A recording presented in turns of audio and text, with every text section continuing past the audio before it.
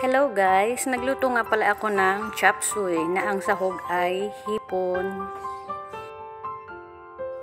And then, iginisa ko muna ang sibuyas at bawang sa butter.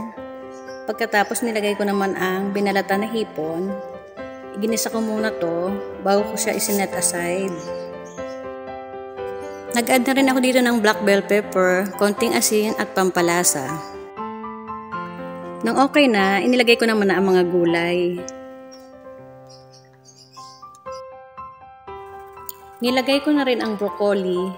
Much better kung hindi siya ma-overcook para mas healthy.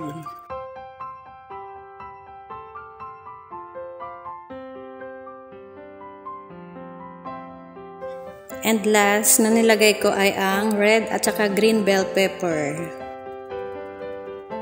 My kind of yummy chop suey. Pag okay na, pwede na i-serve. That's it guys. Thank you for watching.